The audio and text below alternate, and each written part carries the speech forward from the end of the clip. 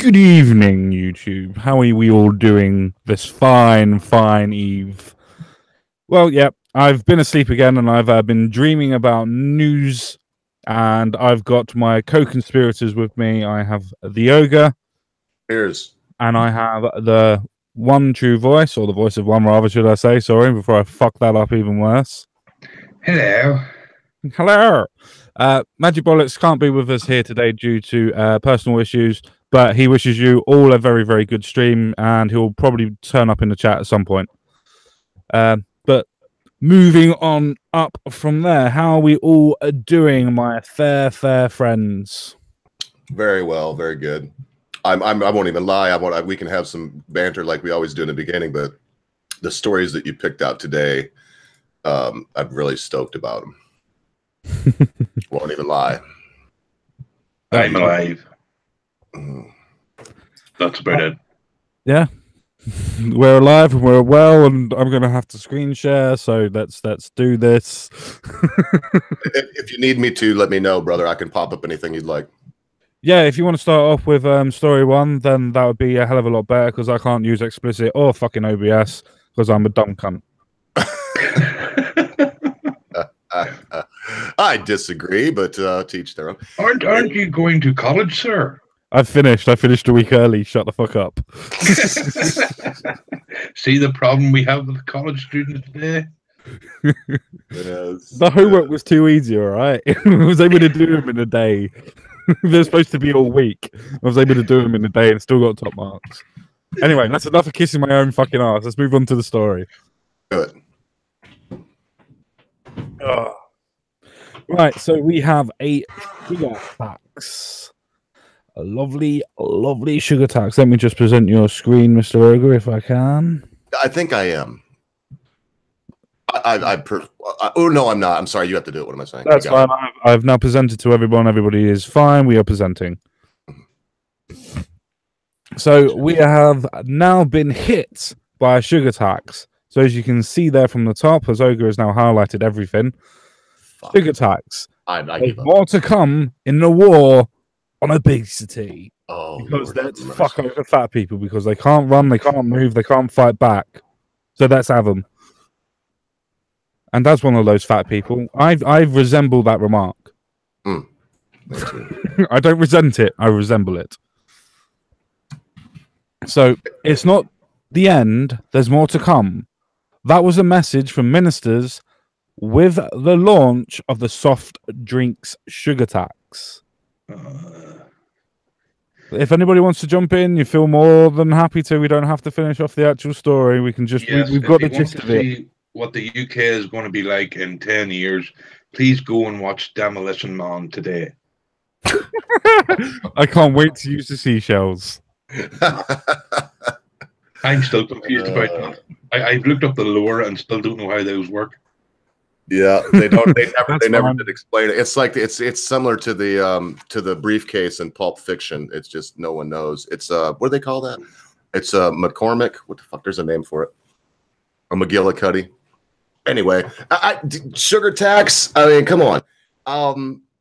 I guess the problem that I'm having with this, the biggest problem I'm having, is I'm looking through here, and I don't see anything about white bread, beer, wine, any kind of liquor.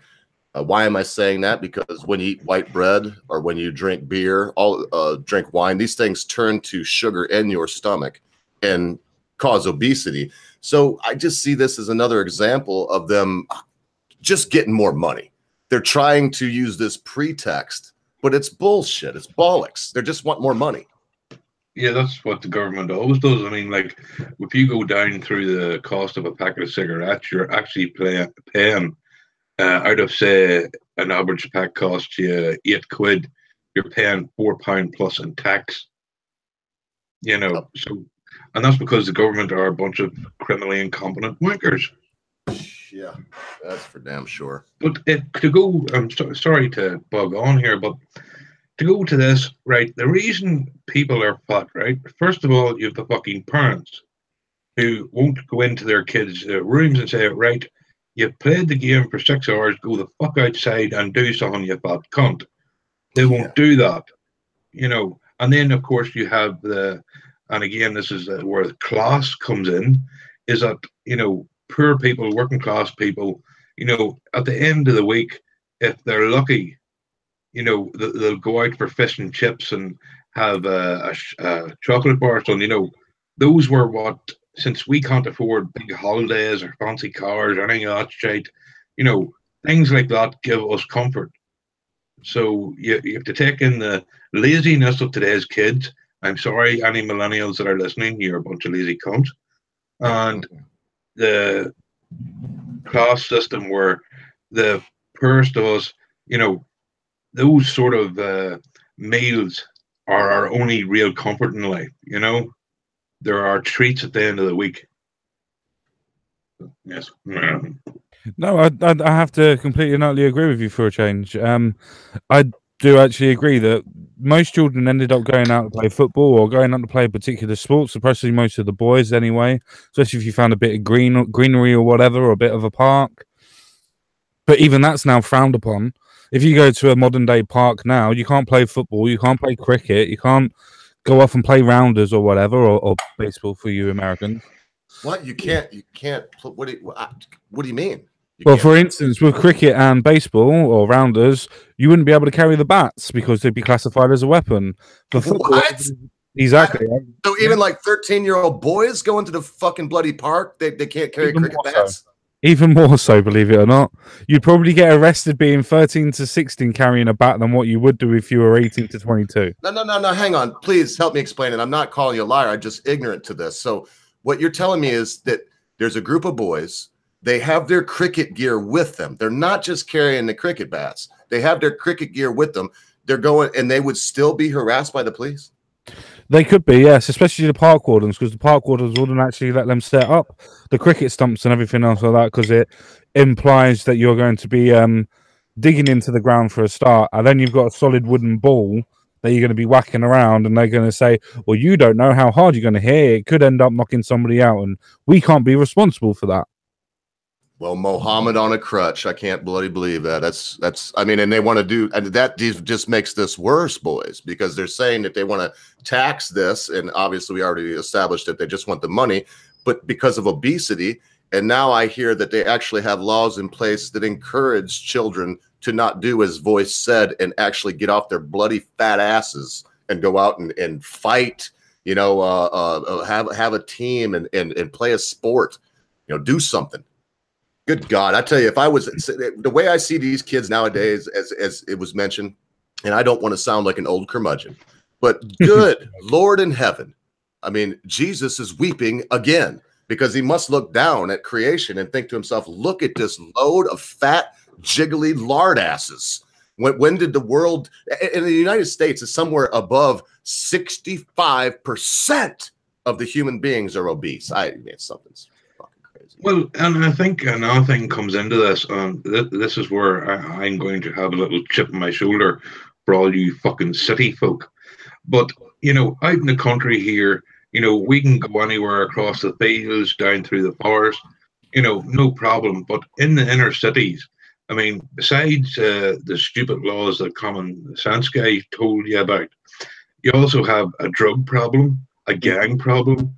If you're a young girl, you're fucking a greater risk of getting fucking raped these days, thanks to Islam being hushed up by the government. And I can understand some of the reasons why young people don't go out to these places, because this is where usually the chavs of the hoods gather. But again, the police are more interested in fucking tweets than they are actually getting crooks off the streets.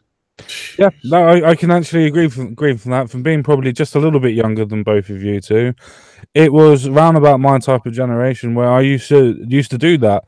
I lined up on both sides, as in the goths or the goths and the grungers and whatever versus the fucking chavs. I've lined up on both sides because of just different friends.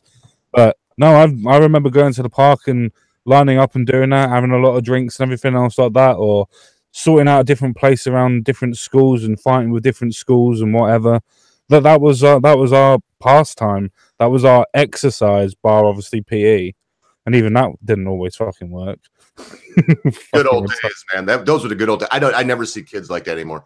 If you went through any, like what you're talking about, if you went by any park in Flint, Michigan, where I lived when I was young, and you would always see, if there wasn't a football game going on, American football, or a Rounders game, or if we weren't playing basketball or something like that, we were kicking the shit out of each other. I had a black eye perpetually through middle school. I always had a black eye. I had a shiner in I'll have to show a book one time. I had a shiner in sixth, 7th, and 10th grade pictures. Those 3 pictures when I'm there, and you take your class picture, I had a fucking big old black eye. And you know what? I believe now, of course, it's violent, it's terrible, but we didn't even hate each other. There was just rivalries that went on, and I believe that kind of combative spirit, that is what made Britain great. That is what made the United States great. That is why your tiny little island used to rule the fucking world, and it's gone. They're taking it away. I have to actually agree with that, because when I was in school, we used to have, if somebody pisses you off, you'd end up having a fight over it eventually. Sometimes there'd be fucking wars of words if the other person didn't want to fight or whatever. But eventually it would happen. Then after the fights happen, no matter who won or who lost, 9 times out of 10, you'd both go your own ways, and you'd never really mention it again. It'd never really come up again. You'd never really go looking for that person again. Yeah, I mean, growing up, again, country boy life here, but some of my best friends to this day are people that we used to fight each other fucking almost weekly. Agreed. Back when we were like 13, 14, and 15, would piss off each other or something. Then there'd be a few punches, and then would have a sneaky smoke, and everybody would be friends again. Yep. Yep. I completely agree with you, boy. So I honestly really do, mate. That's exactly the same as my fucking childhood. Have a bit of a scuffle, maybe play a bit of wrestling or something stupid like that. Go out, have a bit of a fag, come back in, play a bit of football, go back in, tell the teachers they were cunts. That was my fucking school life. That was. Yeah, but you see, the kids today, right? We sorted out our business. Your mic's gone again, mate. It's gone again. Yeah, it's just come back. I got right. you. Fucking. I do have a Patreon to anybody listening, so if you want me to buy a better set of headphones, send him the money. Somebody send him the fucking money. Just help him, please, so we can have this. But kids today, we were open. We discussed things, even if we never agreed on something. We got it out of our systems.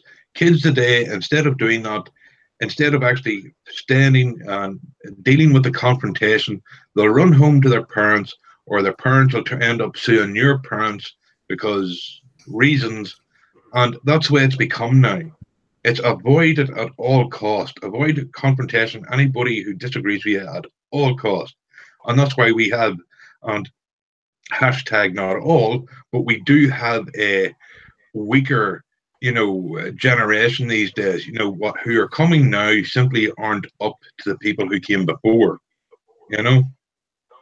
Oh, definitely. I can tell you a quick anecdotal fucking story of when I was in school. There was this little ginger kid around about in year 7, so just starting high school. I was probably, I don't know, second year from leaving, so year 10. I just got chewed out in fucking class, and I just walked out, and this kid was looking at me. So I told him to fuck off. Literally, that's all I did. I told him to fuck off. I didn't do anything else. And 2 weeks later, his fucking big, massive fucking semi-professional fucking kickboxing cunt of a brother come up to the fucking school, beat the shit out of me. I mean, royally beat the shit out of me. I didn't get knocked out, and I didn't go down to the floor, but I mean, I was bleeding everywhere. I lost. There was no fucking distinction in this, whatever. I lost that fight. But two days afterwards, when I come back, his mate come up to me and goes, "It was lucky that you didn't bully my brother, because I would have fucking stabbed you." So I looked at him in the face and I said, "Well, aren't you a fucking cunt then? Because you can't even fucking fight anybody. So how the fuck are you going to protect anybody?" And then we had the scuffle on the floor. So yeah, that was one of probably my best ever fucking stories for that. But after that, I become best friends with both of them. Once they actually understood what was going on, and we all had a chat and a fag and a bit of a smoke afterwards, not just a fag, but obviously a bit of a smoke. We all relaxed, all had a chat, we all went out for the night, and yeah, we ended up being friends for a very long time. Yeah. Well, I often say what we're talking about now. That's the way it is. In the reminiscence, you know, as you think back in life, even your enemies are friends. It's funny how that works out. People that you interact with in the reminiscence, they always come up as, that was my mate. It may have been a mate that you fought with every bloody time you saw him, but it was your mate. In fact, as you said, Voice, a lot of these people, oh man, one's coming to mind now. I guess I could say his first name, Johnny. You know, if I called him right now and needed something, he'd give me the shirt off his back. We used to fucking try to kill each other at least once a week. But, you know, he's my mate. It's just the way it is. We've lost sight of that in so many ways. And now all of the solutions I see, boys, is kids are fat.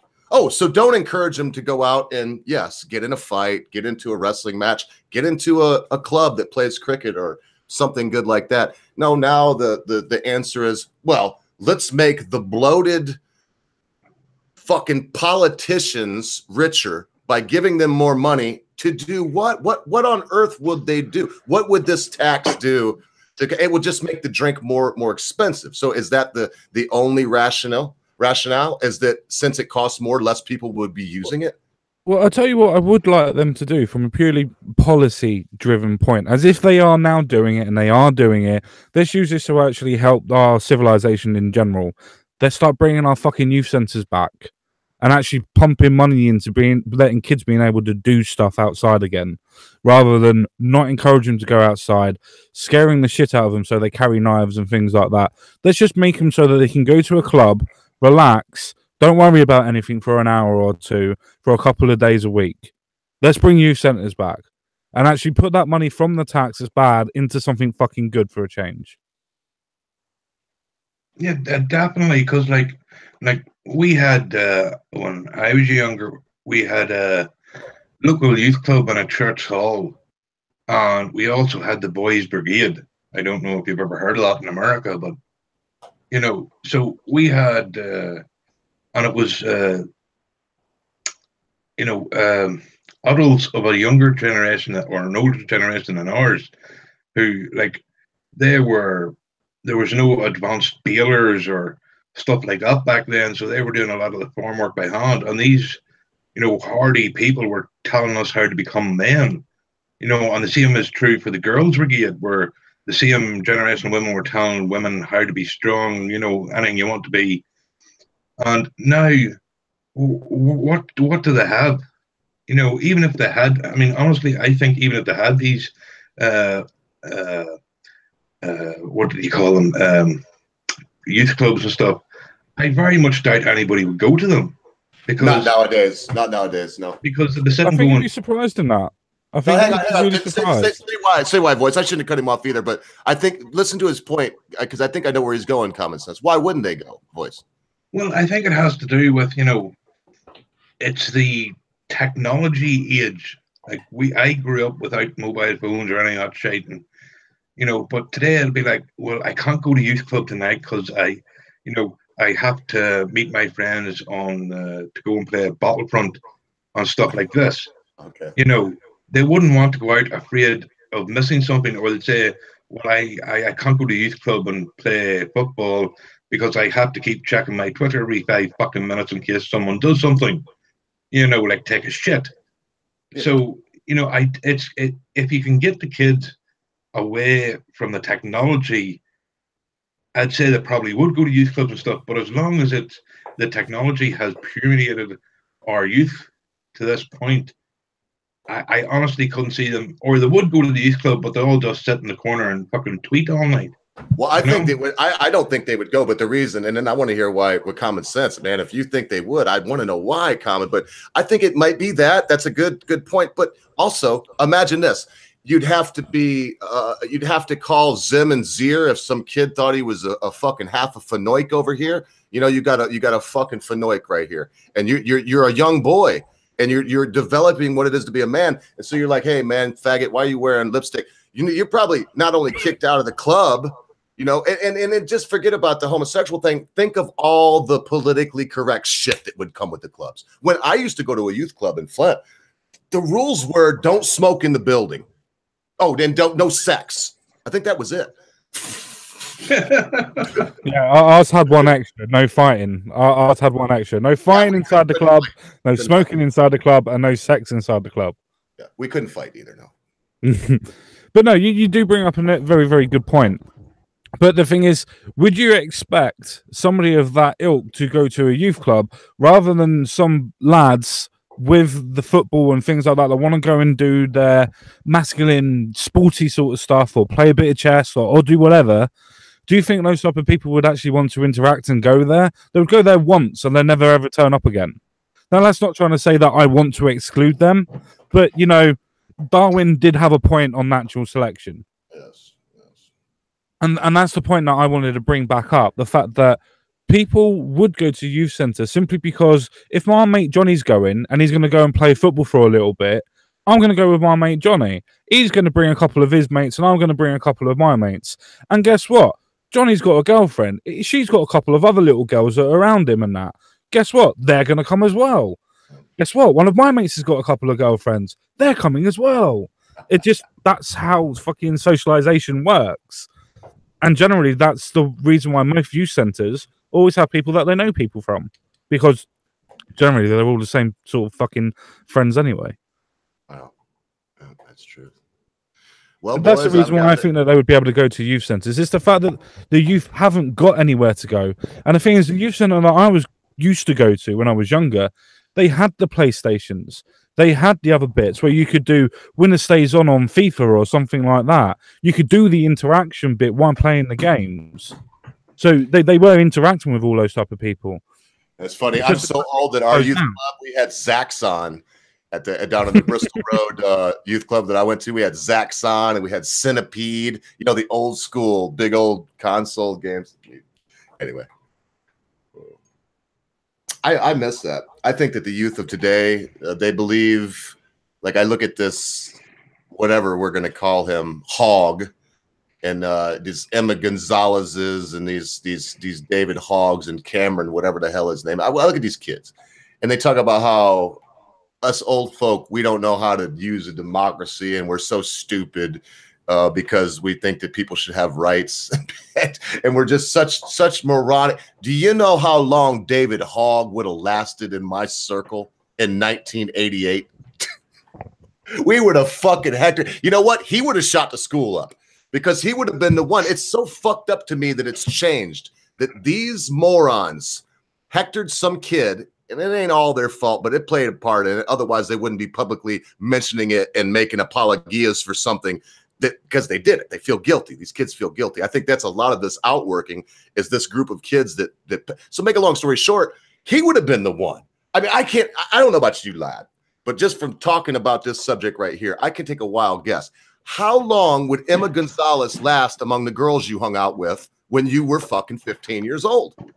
Well, I can tell you one thing. Gonzalez would have been the fucking bitch of the fucking school. She would have been going around being a bully. So she would have fitted in even whatever genre she's fucking in. She's a bully that's now been portrayed as a fucking angel, and she's not. She's a bully. David Hogg, I don't really know. He'd probably be the sort of intellectual, but fucking nobody likes him type of cunt. That's normally sitting in the back. Well, considering all the girls I grew up with were daughters of farmers, unless Emma Gonzalez could, you know, lift a hay bale, she would have been classed as fucking useless. Yep. You know, and David Hogg, oh fuck, he'd have probably just ended up. I mean, I still think 20 years from now, you'll see his face in the paper for having fucking children held in his basement or something. You know, he's got that look about him, and fucking no, these kids wouldn't fucking stand up today to the kids our youth. Like, fuck no. Huh. Yeah, I'm with you on the David Hogg thing. It's funny you said that because when I look at him, that's what I see. I see like a very young John Wayne Gacy. You know, like he is going to molest and rape and kill people and bury them in his bloody basement. Yeah, no, I agree with that because I don't particularly like the way that Hogg is talking. I don't really like the way that Hogg is trying to. I've seen some of his interviews, and fiction is moralistic bandwagon trying to join onto it. In people that have nothing to do with a shooting, that they've got blood on their hands and they're murderers, kind of doesn't actually help your cause. And then you're trying to say to people that are older than you, yeah, you don't fucking understand democracy. Let me show you how to send an iMessage. It's like, fuck off, bitch. Fuck, yeah, exactly. It's like, fuck off, bitch. Dude, if I was his father, when do you have any idea? I would listen. As soon as that enter, because it's too late. He said it. It's going on national television. I can't stop CNN or whoever the cunts were there doing that. But he has lost everything. I wouldn't take away his education if I was going to help him with schooling. Would still pay his tuition if that. But no car, no grounded to his fuck. You can't. That was incredibly disrespectful. When I heard him say that, boys. My old man's gone now, but Big George, I tell you what, I wouldn't have dared even thought that in my head. My old man he'd have killed me. He'd have fucking killed me. And I believe I'd have had it coming. I mean, holy shit, you don't say that about your parents on national television. Kind of piece of shit. I mean, like, again, we got disciplined as kids. Kids today aren't getting disciplined. If I'd have told me dad or mum to fuck off, I'd have got 4 or 5 good swipes with a fucking solly rod across the back of the legs, I'd have knew not to do it fucking again. You got the legs, did you? I got the back of the head. Huh? I said you got the back of the legs. I got the fucking back of the head. Right at the back of the head. Make sure that I felt it. When I got older, my dad used to throw a salt pot at me just to make sure that I would fucking listen.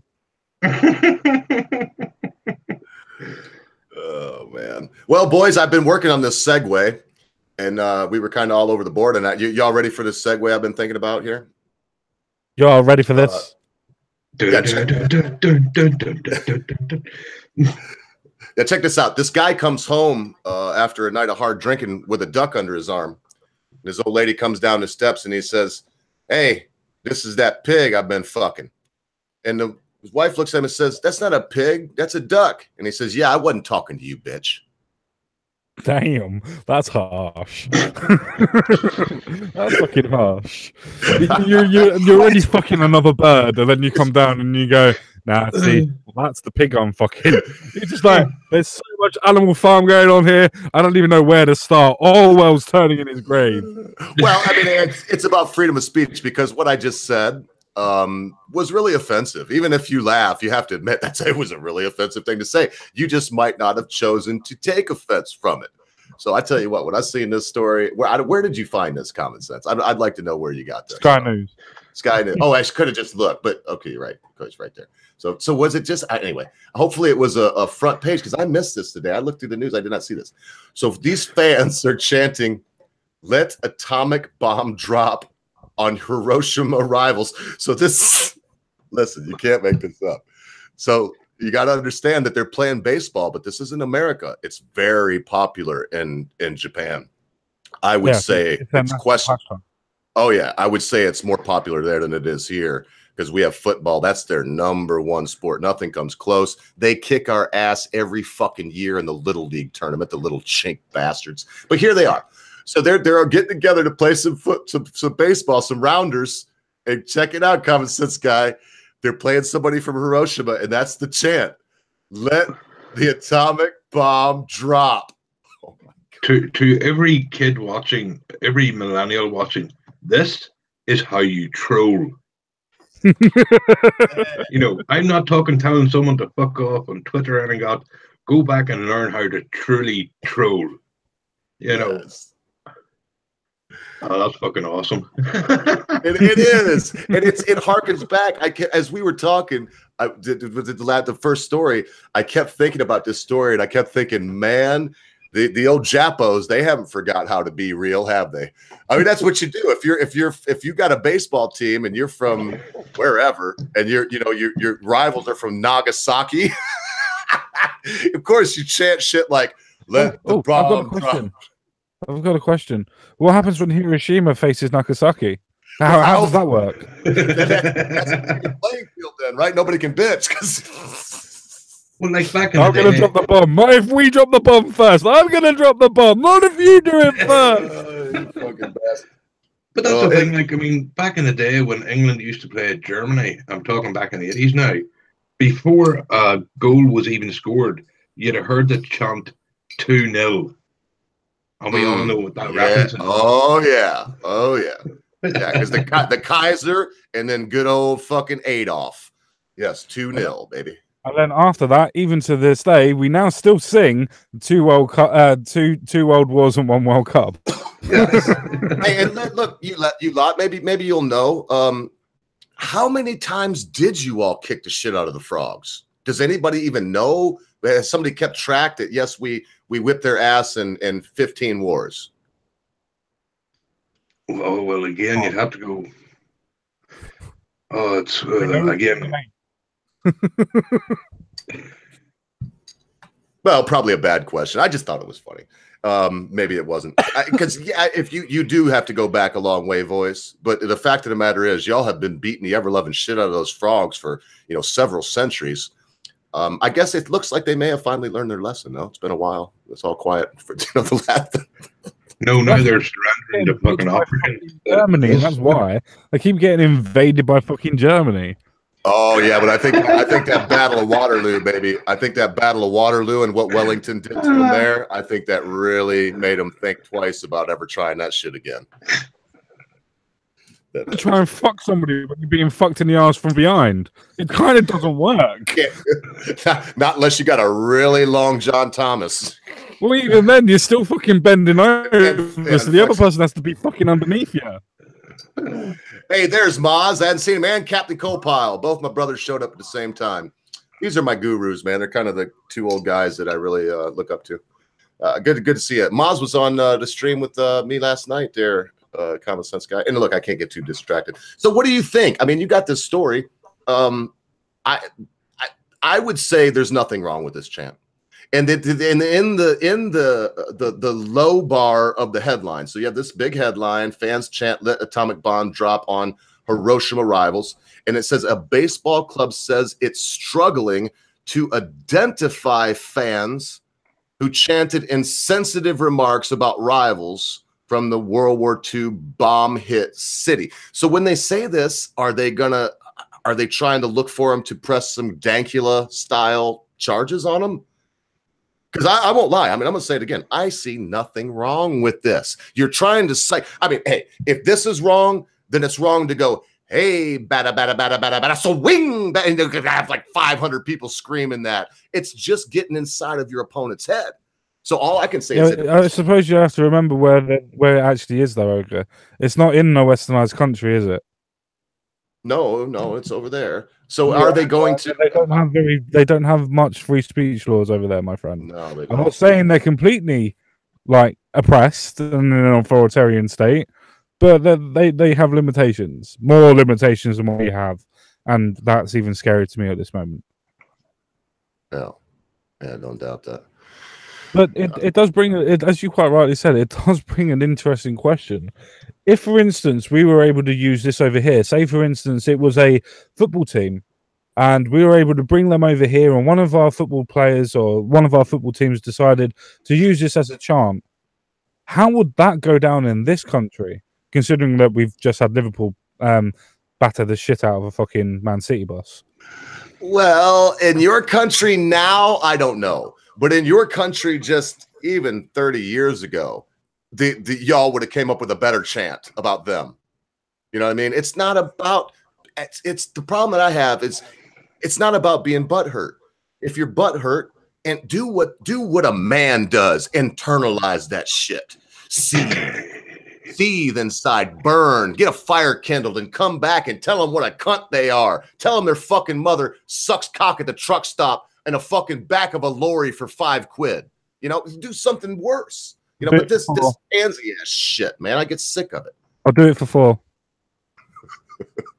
See, that's what I mean. That's how you come back to something like that. You don't get butt hurt and start wanting to get the law involved in it. Now there is a video of this, and I mean I could put the sound on and play it, but the problem is it's in Japanese. We wouldn't know what the fuck they're saying. Yeah.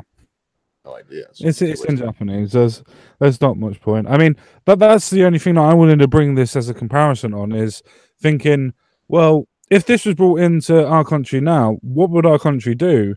And I really do honestly feel that they would actually be persecuted, and I do honestly feel that they would be put in for hate crimes. Oh shit! You know they would, and they would be prosecuted.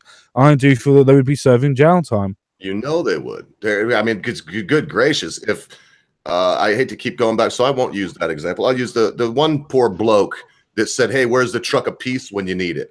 I mean, if making just a funny offhanded crack like that will land you in the fucking who's cow, well, then these people will be going to the gas chamber.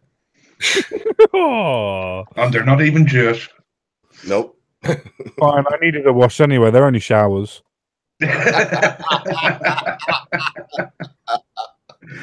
Oh, Lord have mercy. And hey, and look, I don't know. I'm not going to keep beating the ground, but I'm Jewish. I guess that should have offended me, common sense guy. I think that every time someone makes me laugh about what I think what my grandfather went through, his brother and a couple of his cousins perished in Buchenwald. You know, I owe you for that. Every time you make me laugh about thinking about my grandfather eating rats to survive, a man that wouldn't touch a fucking pig unless his life depended on it. You know, he would just, anyway, it means a lot to me that people make jokes about it. And I don't means a lot as in I'm upset. I know, I appreciate it. I thank you. I'm on the same train Mel Brooks is. Well, you see, here's the thing, Ogre. When we do take the piss out of you for being a Jew, we're not taking the piss out of your grandfather. You know, we're not attacking his life, the struggle he went through. We're having fun with you. And that's the context. But today, context doesn't matter. You know, and that's the problem. No one's taking... Hang on there, one voice. Hang on there. Are you trying to compare his jihad to somebody else's jihad? You know, his struggle. The Ogres or his granddad's? Because you could also say Mein Kampf or my jihad or my struggle. They all mean the same thing. Good one, common sense. That was a good one. I got it. Sorry, I was being slow again. I didn't get that one. I got Just think of Linda Sassor. Just think of Linda Sassor. You'll be fine. You'll get there. Well, hey, Linda Sassor and fucking Adolf Hitler had a whole lot of shit in common. All you got to do is watch each one of them speak, and you can see her. Oh no, you know, it just turn on the Nazi shit and superimpose it over her. Oh, I thought it was great. Who was that, man? Somebody took and superimposed Adolf Hitler over David Hogg. Holy shit. Okay, look, I shouldn't have said David Hogg again. We talked about it last time. I don't keep saying his name. Yeah, stop getting my channel fucking monetized, you bastard. Oh, well, I didn't think about that. It is an interest topic nowadays. Oh, demonetized be the least of worries. They'd fucking strike us right. Look what happened to me. I try to play a little clip of the one that shall not be named. And yes, Lord Voldemort is now here. I won't be streaming on my main channel for another month now. Oh well. Though I do have to say before we move on, I absolutely love Linda Sassor's name because every time I hear it, I always think, why is she so angry? She's always so sore. She must have had a good time at least once. That's, you know, the funny thing is, dude, that's why I'm not very good with names.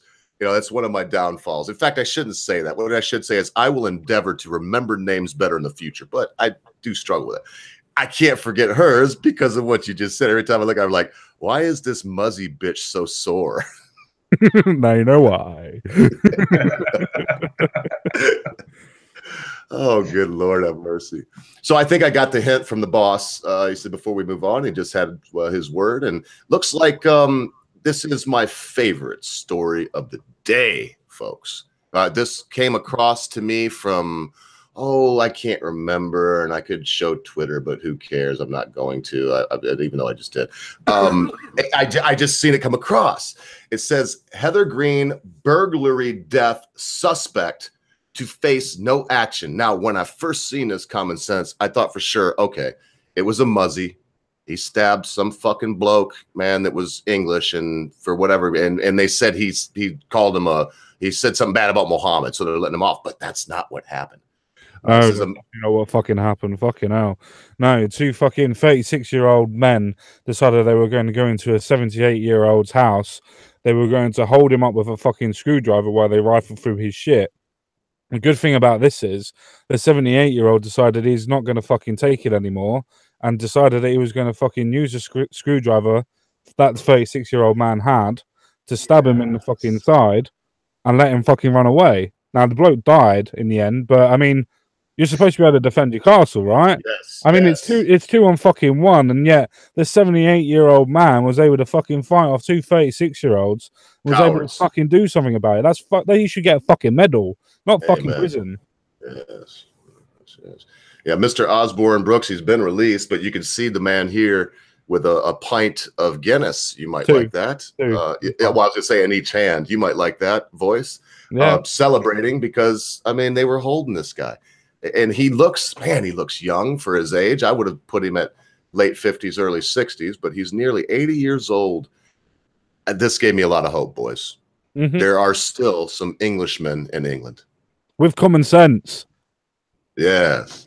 Yeah, and the willpower and the balls to just say you're in my house and to finally let the rage build. Because as you say, they were rifling through his stuff. You know, he didn't just come out and do this. He was standing there with the quintessential stiff upper lip. And then finally he was just like, look, they're taking too long. And he took matters into his own hands. I think it's great. I think it's wonderful.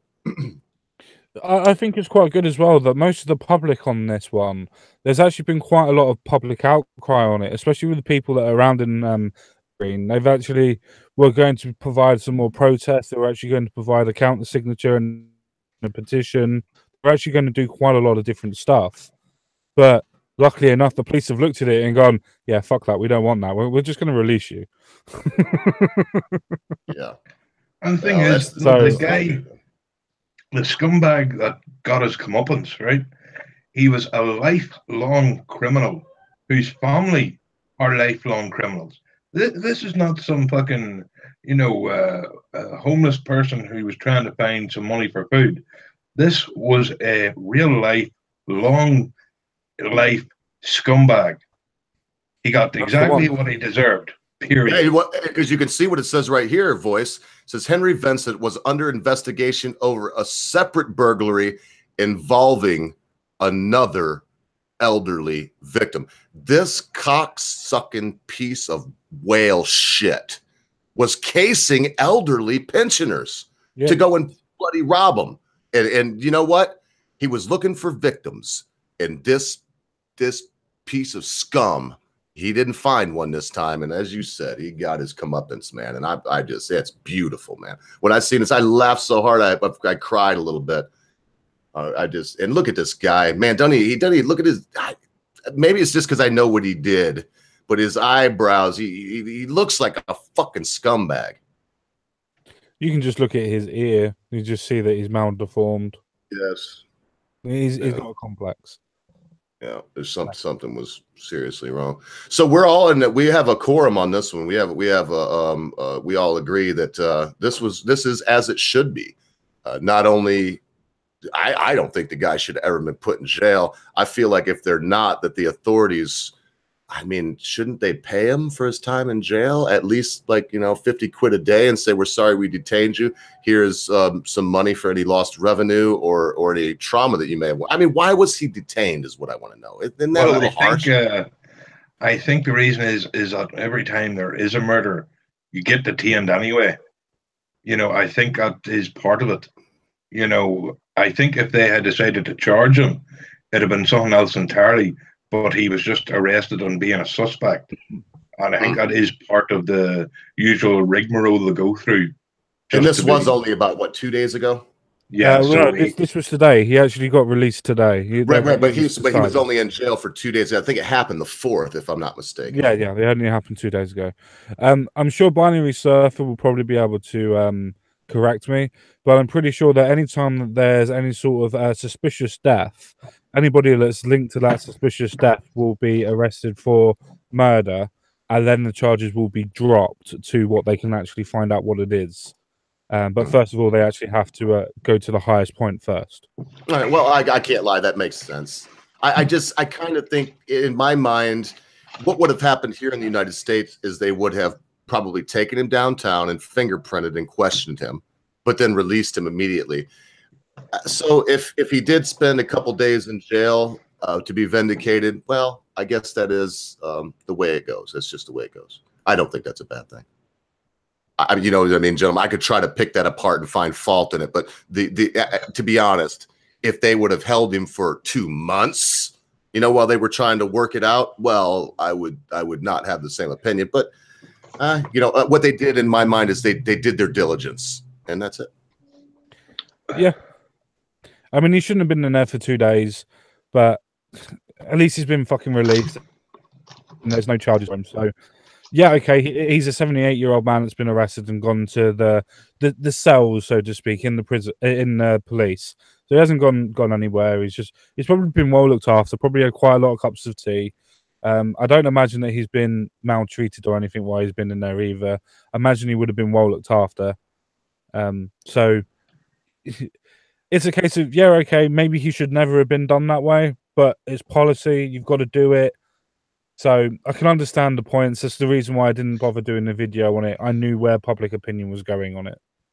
And the thing is, I can guarantee you, even though this guy was an utter scumbag who got his comeuppance, I guarantee you, at his funeral, you'll still have people saying, "Oh, what a nice lad! He didn't deserve that." All this bollocks. You know, I often ask the question, Voice.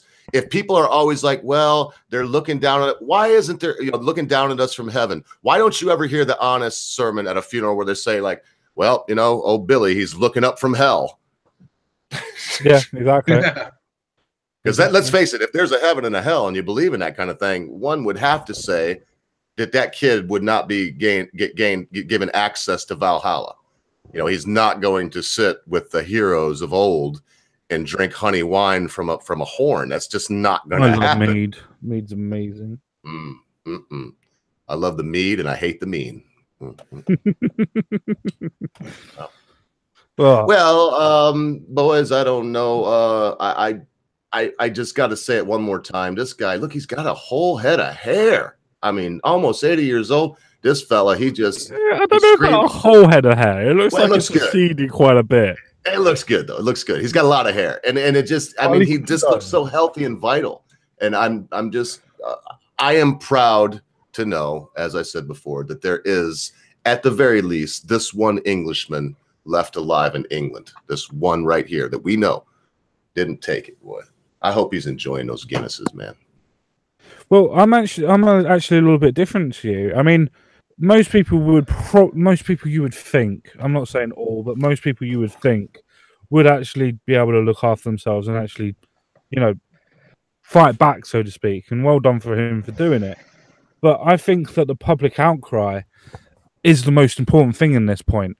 That the fact that so many people in the UK at this moment in time were right behind this bloke and were saying, no, it's fucking perfectly right that he should defend himself in his own house. Yeah, okay, what's happened is absolutely bad for the other bloke, but at the end of the day, he's invaded his house. He has every right to do it, and I think that's the most important part of this story. Yes. Public opinion is the point that you can still defend yourself. It was only 2 days, and someone had already set up a GoFundMe for him with over 1,000 quid in less than a day. Yep. So, yes, that's great. I'm about to find that now and pop him 5 quid in there. Yeah, that's beautiful. We have to say that if nothing else, and there are other good things, that's one of the best things about this new cyber age we live in is when shit. I mean, look at Dankula's his defense fund, man. $20,000 in 2 days. 20,000 quid, I should say, because it was pounds. I mean, that's something else now. That's not bad. And we could never have done that in the old days. If you could get on the news, TV, or radio and let people know about it somehow, but otherwise, no one would even know. Yeah, I just got a quick question because I can't be asked to fucking type to Jensen Quinn. Is that quote that you just put down that heaven doesn't want me and hell is afraid I'll take over? Is that from Constantine? That's an old quote. You mean Constantine the movie or Constantine the emperor? The movie or the fictional character. I know one thing. I'll let him answer what he may know where it originated, but I'll tell you that heaven doesn't want me. I seen that on a T-shirt in 1978. So I mean that is a very old saying. And then he says, yeah, he's used it for ages. Yeah, I don't know where that started. Said it. You didn't fucking start off, Quinn. I want to know who said it. Yeah, I'm gonna put it in right now. You can see I'm doing it. I'm gonna Google this right here. Thanks for ruining our fucking public interaction. Well done, Quinn. See, that's it. Jackal. I mean, this is just going to show people that say it. I'm not sure that I would even. I mean, it might not even come up to Wikipedia. By the way, you don't need to present your page anymore.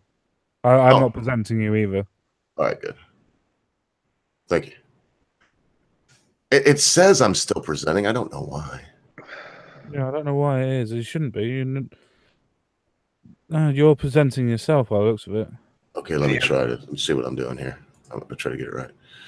Yeah, because I don't even see you all's. I don't even see your. It's okay. Look, I'll be right back. I think I can fix it. I'll be right back. I'm sorting it. I've sorted it. No, he's fucked off. That should be it. Yeah, I just sorted it as you left. It's like, oh, don't go. Oh, I just hit restart. It's that quick anyway. Yeah, that's better. That's better. I mean, I won't lie. I love the camera. Sometimes when I go with Magic Bollocks, I'm so vain that I miss the camera, but I am self-conscious like everybody else. And when it's just me on there, I won't just leave it with two other lads. And it feels weird. Well, I've already said the reason why I can't put my fucking camera on, so I'll leave that for the before chat. Yeah. Well, this would be a good time to mention that if when you're done swinging by the Voice of One Scotland and dropping in 5 or 10 quid for his microphone fund, you could also feel free to swing by my channel or Common Sense Guy's channel. You'll see a PayPal link on my channel up on the header that goes to Common Sense Guy's PayPal. Hey, because he's not going to bellyache right now, I'm sure, and tell you everything that's wrong. But I know, and I'm not going to tell you either. I'm just going to say that if you do enjoy this, and even if you don't enjoy this, if you have a little extra laying around, not if you don't, just, send the brother 5, 10 quid. He could use it right now. Not because he's starving to death, but because, just because. So that's it. I would also like to say that if there's any ladies out there who want to send their numbers, that's okay too. Not to Common Sense Guy. Yeah, I'm gonna pass on the numbers. Just go to the Voice of One on that one. From a previous stream, he does say that he likes any hole, so you're fine. And the crazier the better. Yeah, that's also true. Oh, you don't have to look too hard to find a crazy woman. I tell you that. I found that it's much more difficult to find a sane one.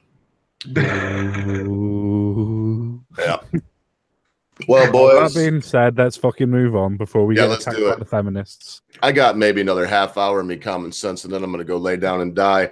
I drank 3 bottles of sake last night. I don't know, about 15 beers. And yeah, what the fuck I'm trying. Huh? I watched part of that stream. What the fuck were you doing? Oh, got shit face, man. Got shit face. I watched it back too because I thought this morning it was a little foggy, and I was like, what did I say? What did I do? And you have to give it to me that even inebriated, I had to be somewhere around 0.25, 0.26. I was drunk as a fucking skunk. I wasn't even slurring my words. I something about booze. I just like it. And it does seem to like me unless I drink 3 bottles of sake and 15 beers. It don't like me too much then. I did. I woke up last night and I thought, well, that was the one that killed me. Easy to laugh about now. Oh, so I was told once, let me get my act together. So I got a little bit of time left. I'm gonna try to hang in here. I'm trying to be tough. Let's see. You don't even have to present me, man. If I'm talking, this will come up. The next story says London violence. The Met chief says police have control of the streets. That's an incredible statement to be made. Says the commissioner of the Met Police said the forces have not lost control of the London streets despite a ghastly spate of violent crime. And Cressida Dick said her officers are doing everything they can to reduce street crime, but they need support from the public for justice to be served. You mean from your unarmed public? They want you fucking lot to help them do. Oh my Lord have mercy. 6 people have been killed in the capital in the last 7 days. Mrs. Dick said 300 extra officers will be on duty across the weekend in the worst affected areas. The worst affected areas of what? They got it under control. Her comments came after a 30-year-old man was arrested in Hackney over the murder of a Tahitian Melbourne Blake, or whatever that is. I don't know the name. 17, who was shot. I thought y'all didn't have guns. Guns are illegal there. You can't be shot dead and taught him on Monday. Three people that are out of these 6 people, the 6 people that have died apparently in the last couple of days or last week. 3 of them have been shot. Why you can't? I don't believe that. Why they're pushing for gun control now? Because if you got gun control, there's no way on earth that anybody would be shot by a gun. No, nobody gets shot in England by a gun. That's what our media tells us all the time. It never happens. Yeah, drive-by attack as well. This is drive-bys as well. Mm-hmm. Actually, I knew a fellow who was shot just a couple of weeks ago, although he did shoot himself in the foot, ironically enough. I don't know whether to laugh or not, but I'm going to have to laugh. Oh, you got to laugh when somebody shoots their own bloody self. Well, it's like this. Mandatory. He only has 1 foot now, so... Yeah. He didn't shoot himself down on the top of the foot. Somehow, he shot himself in the back of his ankle. However he managed that. Your friend's a moron. Well, yeah, I haven't seen... I ran into his wife, and a fella I hadn't seen in years, but he was a mate back in the day, like. Well, I would say a couple things. One thing, Mayor Khan, he must not be doing his job correctly. The police aren't doing their job correctly. I guess that's 2 in the first thing. But the second thing is, what fucking balls they have to say they need the help of the public. When I was just told earlier on this stream, a fucking kid can't carry a motherfucking cricket bat down the road to go to the park and play with his friends because it's a weapon. Yeah. What do they want you to do? I mean, when I think back to the London Bridge attack, I mean, there were blokes throwing freaking chairs and pints and out there fighting with people with, come on, what do they want y'all to do?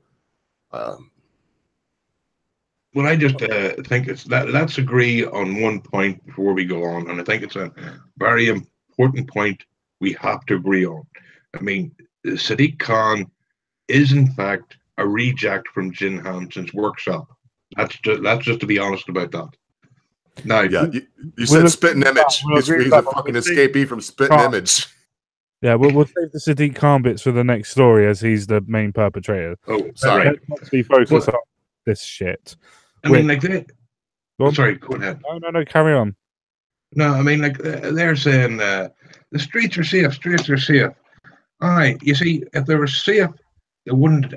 No one would have been shot or killed in the first place. So I don't know why they're just lying. Why not just admit we have a problem at the minute because we've been spending millions of pounds on tweets rather than actual crime? Why not just come out and admit they fucked up? How hard is it to come out and admit we fucked up? That's what drives me up the fucking wall. Instead of accepting some sort of responsibility for their choices and their actions, they decide to blame someone fucking else. No, I'm with you. I'm with you on that, boys. Because this woman that's come out recently, I watched the actual newscast rather than the actual story. And she comes out and she actually says, no, though we're not going to blame these cuts, and no, we're not going to blame policy, which will come into the other story because we know what main policy is probably the reasons for this actually happening. But we'll get into that in the next story, Mr. Sadiq. We'll talk about your fucking policies in a minute. But yeah, she comes out and says this, and then she goes, but even with that, we're still making sure that they're all safe. It's like, yes, that's the reason why in a 8-day period, over 7 people have died, and in the last 3 days alone, which have not been reported as proper stabbings and shootings, 7 people have been stabbed, and some of them have died and some of them haven't. But doesn't really matter because they're not part of the group anymore. The way that fucking Sky News and BBC News have been trying to twist this is that they said that in a 7-day period last year in April, 14 people died. But, 7 people dying, that's nothing compared to 14. And it's just like, you're really comparing a half bit of death when we're having a little bit of an academic of everybody, an epidemic of people actually fucking dying at this moment in time, like getting stabbed and shot, people in a white car driving around Tottenham and fucking shooting people. Do you not think that there might be a force equivalency there? Maybe, just maybe. Yeah. Well, there's a lot of issues going on right now in the city of London. I think that it goes beyond that.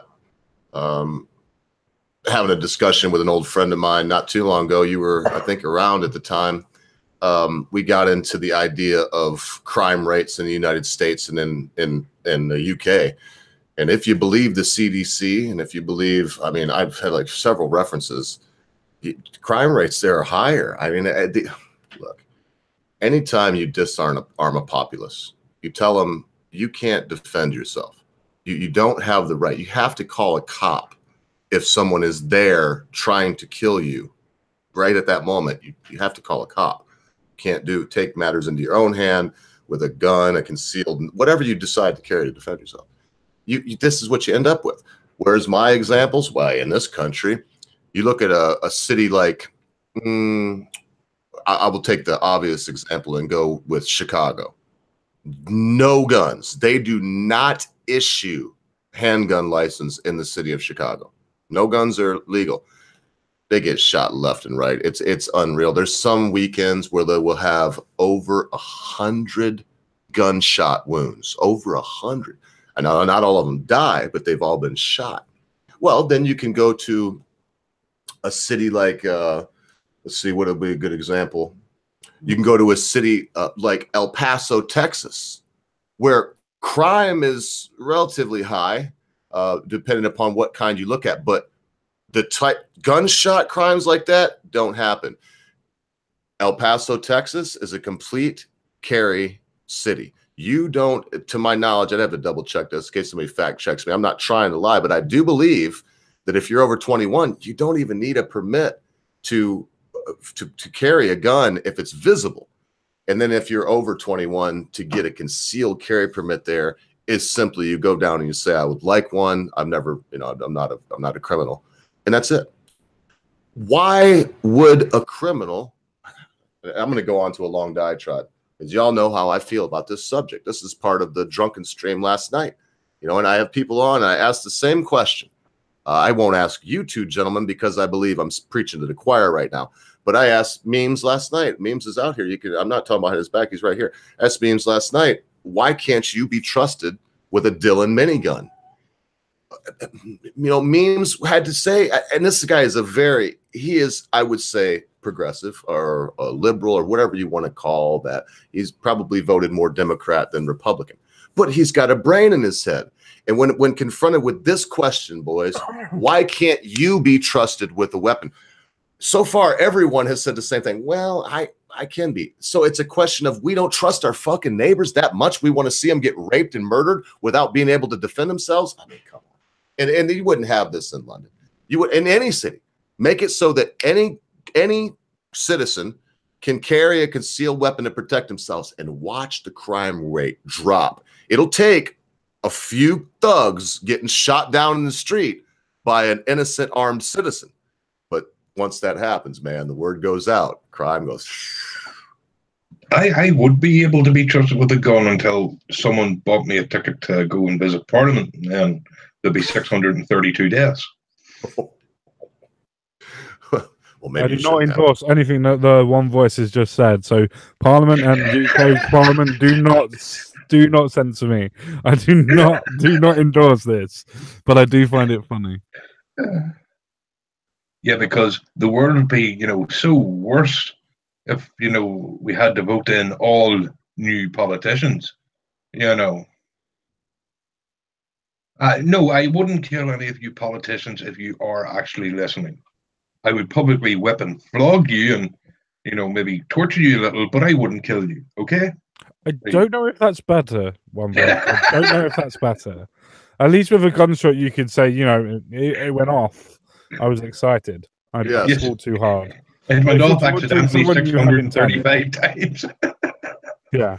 In Binary Surfer, that is not an amp. That's a speaker, and those beers are empty. They're just up there to hold up the shirt advertising a good friend of mine's marijuana shop where you can go buy pot. It's called True Greens. The number's up there.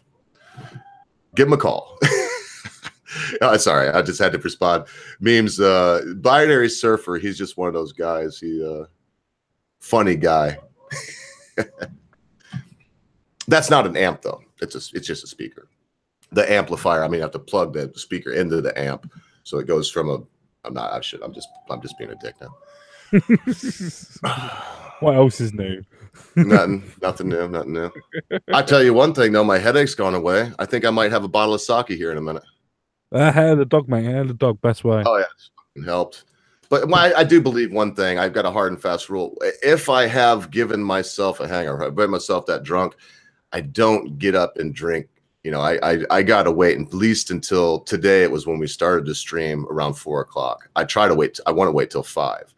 Why? I'm already an alcoholic. It's not like that. It's just a sense of pride and learn your lesson, boy. It's not fair that I would just get up and guzzle 3 beers. If I'd have done that this morning, I would have felt fucking great all day. But we should learn from our mistakes, right? Definitely learn from our mistakes. Otherwise, we're only doomed to repeat them. Simple as that. Do we have anything more to go on this fucking shit ass cunt of a story where the police think that they have control over people dying? No, but I will say one more thing. I love London. I love the idea of London. What a grand old city. What a wonderful place. My birds that I have now are Australorps, and they come from the Orpington, and the Orpington chicken was bred for the city of London. They're black, and they bred them black so because of all the soot in the city. You couldn't see the soot from all the stoves burning coal back in the day. And man, when I think about that city, boys, I'm not English, but after the motherland, which would be Israel to me, man, your country is the most fascinating to me. I just love the culture, and you speak the same language I do. Yeah, that's it. That's all I got to say. I love the city. I hope it stands. I hope they sort this out and get their fucking minds right. Yeah, let me just say, as an ex-Londoner and somebody who's moved to another part of the country in the UK, let me just say that London's a piece of shit. London has no idea what happens outside of London. People in London don't care what happens outside of London as long as London's okay. So from my own experience, the whole idea as a multiculturalism version of London doesn't really fucking work, and it's proving the fact that it doesn't work because you get too many factions, you get too many gangs, you get too many fucking different pieces of shit that just go around killing people for no fucking reason. London is the actual epicenter of fucking drugs, rape, and fucking sex. And yes, most people can go, but that's like any big city. It's like, yeah, no, I agree with you, but most big cities will fucking admit they have a problem. London won't, and London doesn't, and the Londoners won't admit it. But hey, I moved away, so I can't really talk about it anymore. Well, you can, and even Moz has just said, thinking of London breaks his heart right now. It's sad. It is sad. I got a story that'll pick up your heart though, right here. Says this, talk about being heartbroken. Speaking of which, I thought that was a good boo hiss, boo hiss, boo. I see his face. Kill him. Yeah, no, I just keep now that he's said it too, dude. I can't get it out of my head. He looks like he just stepped out of spitting image. Look at that schnozo. Look at that freaking schmeckle on him. I mean, that thing is ridiculous. So it says heartbroken mayor. Sorry. No. Do you know what's really funny? A Jew speaking about somebody else's fucking nose. Well, I mean, mine isn't that fucking bad. It's not that bad. Now my grandpa's boy, I've got his driver's license from years ago up there. I have to show a picture of my grandpa Irvin one day. Boy, he had a fucking schnoz on him. Anyway, heartbroken mayor attacks government over latest London murders. So attacks government. Why? Sadiq Khan. Why, he's in charge of fucking London. Right. I mean, come on, you fucking. Yeah, it's hard. You see, when you want to have a really good insult and nothing comes, about an hour after this stream, a great insult will pop into my head. See, I know what you've got. You've got pre-insultism. Yeah. But no, you are completely and utterly fucking correct. I mean, somebody like Sadiq Khan coming out and going, "Oh yeah, I'm going to attack the government because they should be doing a hell of a lot more." How about you bring back and re-implement the idea of fucking stop and search, you cunt? Yeah, I don't have no problem with that either. They don't do that enough, to be honest. They don't do it at all. They've stopped it. Yep, they stopped in New York City too. Crime went up right away. Yes, by fucking hell of a lot, depending on what crime statistics you want. I think it's around about 40% for normal crime, from burglary and robbery. I think it's 60% for knife crime. I think now we do know why they stopped doing it, don't we, gentlemen? Yes. Why is that, voice? Well, you see, it was there was a certain group of chaps who were more likely to be carrying certain implements than other groups of chaps. And that was wrong. Islamophobia. You're an Islamophobe. Yeah, racism. You said it, Thomas. It's racism, Islamophobia. And come on. In this country, now it's hard to find really honest crime stats because more racism. They don't want to. They're saying that attacks look pretty fucking strong, doesn't it? Yes. Well, so let's go. Let me read a little bit of this for the people. This is very interesting. It's got some quotes from this this human being here. It says London's mayor says he is angered and heartbroken about ongoing deaths in the capital as he helped further pressure on the government about rising levels of violent crime. Oh man. Anyway, we already talked about it, so let me just keep reading. This is painful. It's hard to read, man. This guy he would make anyone's back hairs rise. Sadiq Khan highlighted that crime had risen across the country since 2014 as he responded to calls he had not spoken out following the latest deaths. Yeah, this is just a fucking political stunt. He's not fucking bothered at all. He's just been called out on it by Twitter and fucking all the news outlets by going, you know that you've been taking a lot of fucking, detours out of the country and, going to places like Oregon and places like that and, talking to those type of people out there. Did you ever think that you might actually want to do some fucking work in London, you cunt? By the way, why do you keep sounding Canadian when you say cunt? Well, that's the first time I've ever been called Canadian. Most people call me Yorkshire when I say cunt. Yeah, I don't hear it. He ain't got no Canuck in him, but I don't know how to say it properly. I know one thing. Baring, when he says cunt, it makes me laugh every time. Yeah, I do like the way Baring says that. Yeah. Well, says 7 people have died since last Friday on the streets of the capital, including the latest to be named, an 18-year-old Israel. Ongo, that right there, you can see it. Mr. Khan said on Twitter, here we go. Here are these wonderful quotes.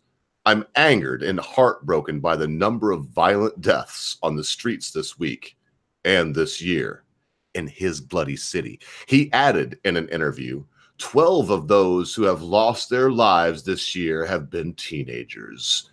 Quote continues, as the father of 2 teenage daughters, I worry as a dad. And that's why we have to make sure we grapple with this problem. But I can't solve it by myself. It's your fucking before you city. Go on over, right? No, that's it. That's the end of the quote. It's his fucking city. This cunt. This guy's 2 daughters, right? Yeah, they're really going to be walking about in the middle of an evening down fucking a rough neighborhood. No, these 2 girls are probably going to a private college You know, they're never going to be anywhere near any of this shit. Never. Fuck's sake. Never, man. And I mean, I don't really have to read anymore. I just wanted to get that quote because you hear what he's always talking about what a great fucking mayor is, just like this bullshit the first story we had on this with the whole, we got the streets under control.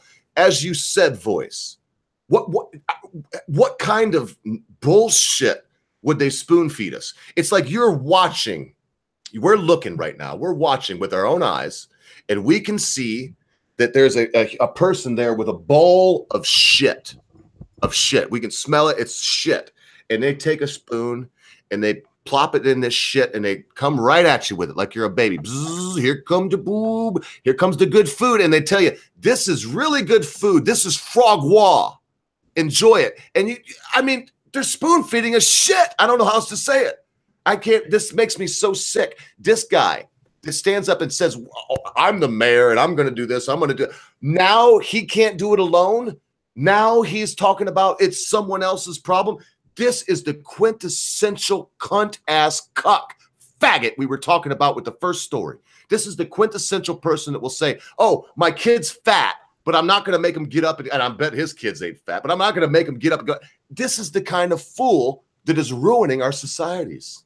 You have to remember, you can't attack Sadiq Khan because he's a Muslim. If he says something, if you go after him and say you're a fucking retard who's incompetent at his job, they'll just say, well, that's racism. And let's be honest with the large Muslim population in London and all the quote unquote progressives, he could basically fuck up and I guarantee you he'll get reelected. Man, I would bitch slap this faggot. I don't care if he is muzzy or what. I don't like that's really the most scary and most. I don't think that he'll actually get anybody that will fucking run against him either. When a mayorship comes up again, I honestly do not think that he'll get anybody that will run against him, especially not from the Labour Party anyway. He's probably got a job there now for probably at least another, I don't know, 6 to 8 years, probably 8 years, depending on how far our pendulum starts to swing in our next election cycles. I really don't see him being dismounted, especially in London as well, which is a progressive area. Well, and we just, like I said earlier, we do know the London is calling out that Miss Dick is calling out for people to help, the citizens to help. Now let's see what Sadiq Khan artist is saying. Let me be clear. There's no reason to carry a knife. Are you fucking shitting me? 7 people were murdered in your city this last week.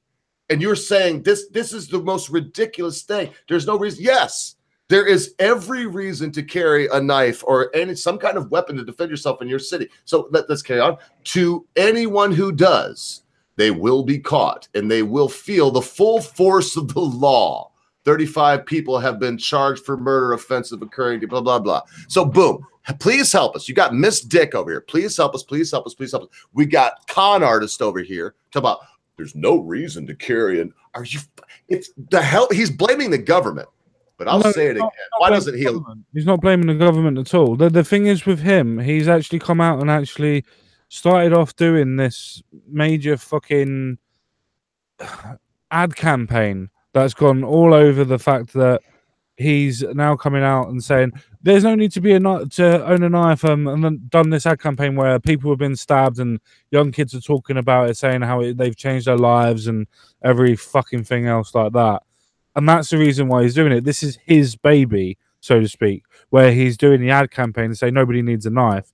That's the reason why he's pushing that agenda. He doesn't give a shit about fucking people that are scared and shit like that.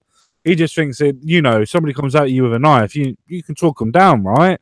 You can make them calm.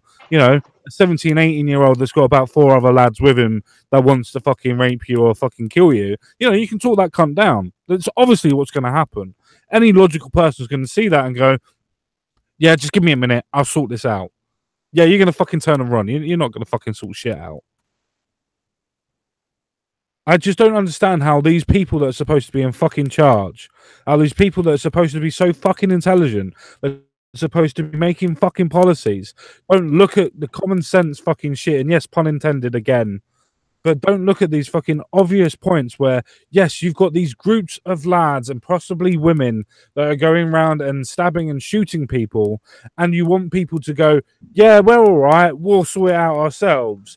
Fuck off. We can't sort it out ourselves because, you know, we rely on the state too much, you know, because we're progressives and we don't understand that we need to defend ourselves. And the people that do defend themselves with carrying knives and things like that, they get discriminated against and get told that they're the ones that are the fucking criminals. So how the fuck do we actually fucking protect ourselves, Sadiq? You know, we did have things in London called stop and search. And yes, in the rest of the UK, it is still classified that you can still do that, but not in London. In London, Sadiq Khan, as one of his actual fucking mayoral promises, as his electoral promises, was to stop and search. Guess what? He stopped it. Fucking crime surged. I wonder fucking why. Yeah. Well, that's what Mayor Bloomberg did in New York City. Common sense guy. We had, or it was Mayor Cuomo. I'm trying to remember, but we had Rudy Giuliani. Man, you couldn't go downtown. You couldn't go downtown. You'd get murdered. You get robbed. There was fucking porno shops everywhere and peep shows and all these massage parlors. And I'm talking about right on Times Square. Times Square was a shithole in the 80s. No one went there. Now, man, it's beautiful. Me and my wife go as often as we possibly can. It's beautiful. I mean, there's shops that got a big Disney store down there. Why? Well, they stop and frisk. They started doing all these random searches is basically what it was. Now, for myself, I'm not going to lie. I don't like the idea. But let's face it, if you have an area where murder, rape, pillaging is a problem, you have to do something. You can't do the cuck thing that Sadiq Khan artist is doing. You can't sit there and pretend it's gonna, work, that it's racism or whatever. It's fucking humanity. That's how it is. There was another story about all this shit that's in Alabama, and all I'm going to tell you is, look, we were not meant to live in big cities, folks. If you live in one, I'm not saying anything bad about you. Maybe you have to. Maybe you choose to, and you like it. That's totally up to you. But we weren't meant to. What happens is huge trash heaps that got to be shipped somewhere. In this case, train loads, 10 million pounds of shit being taken. It went from New York City to Alabama. That would be like 6 Englands side by side. That distance, a long fucking way, well over. Well, I don't know about 6, but it'd be well over 1,200 miles, probably closer to 1,300 miles. They're shipping shit. This is what happens. You concentrate people in a small space. They start robbing each other, raping each other, stabbing and shooting each other, and you got to deal with their shit and their garbage. In the end, look, man, vote Sadiq Khan artist out if you're English. Please, God. I mean, think about this. There should be a letter writing campaign about this. Use his own words against him. Send this back to him and say, why are you passing the buck, you worthless coward? Well, you see, who'll just block you? They just block you and then do a new video about how many people are tweeting at him and how horrible everybody is to him. Well, he's not a victim and all that type of fucking shit. You see, the problem is today is that, and I've seen this with politicians, I've seen this with police, and we've all seen it. Today, because of this technological revolution, because of the internet, because of 24-hour media, because of, what do you call them? Fuck, Twitter and shit like that, social sites. Yeah. It's now all about perception. It's about public relations. As long as you look like you're trying to do your job, that's enough for you. No one actually wants to do their jobs anymore because they're too busy trying to be fucking famous, to virtue signal and all this kind of shit. And that's part of the problem. I mean, like, if these file sharing sites and stuff weren't up, Sadiq Khan wouldn't have anybody to complain to. He wouldn't have anybody to play the victim to. He would literally have no other choice but to do his fucking job. But they're too busy playing up the cameras these days. And, virtue signaling, oh, look, I'm trying my best, but it's the government's fault. Even though I'm completely in charge of London, it's not my fault that London's a shithole. 95% in charge of London. He's not completely. but he is about 95% in charge. Yeah, it's the little fucking hobgoblin, you know. I don't know. It just shows you, you know, and again, as I'm 40 years old, and I have to say that with every year that passes, I really do miss the fucking, you know, the old days. And I hate to sound like an old curmudgeon, just like ogre, but yeah, I think we have to get back to the old days because this new age simply isn't fucking working for anybody. No, I completely agree with you, and I think what Ogre just said and what you've just said as well is the correct points. We're not supposed to live in cities, and if we do live in cities, then the police are supposed to be able to help us. Policies are supposed to be able to help us. If you believe in those type of things, some people don't, some people do. But in this type of situation, there's only two ways of dealing with it, and it's what we've been saying before. You put the police in there, you stop and search. If you're not going to do that and you're not going to put police in, then you have to let the general populace sort it out them fucking selves. Yes. And believe me, they will if you give them free reign and say, we won't be in this area for about 2 weeks. And whatever happens, you know, to the general populace, we'll see what happens and we'll make decisions afterwards. I can guarantee you that it would have been ended within 2 days. Oh, yeah. The general populace would just go, no, we're not taking it anymore, fuck off. Better believe it. And those are the only two ways that you're going to be able to sort this type of shit out. Is either you throw the police at them completely and utterly, or you tell them to fuck off and you let the populace deal with it. One or t'other. Yeah, well, as I've been researching various videos of late, I mean, there's 20,000 fewer police officers on patrol now than there was 10 years ago, even though there's 4 million more people in the UK now. I mean, I remember we used to have a local police station, right? Hell, I used to know the local cops by name. You know, could any now the one in a big town far away from us is the only police station that's anywhere near us, and I couldn't even tell you if there's police inside it half the time. You know, the problem is there's no local policing anymore, and you know, if it's hard to say, but even back in the day, you know, more crimes were solved, more people were put in prison, or more people didn't try doing things because police knew them by name. You know, a police officer back in the day could walk into, you know, the local town, see a couple of guys and say, right, you've got iffy faces on you. I think you're up to something. I'll be watching you for the next couple of days.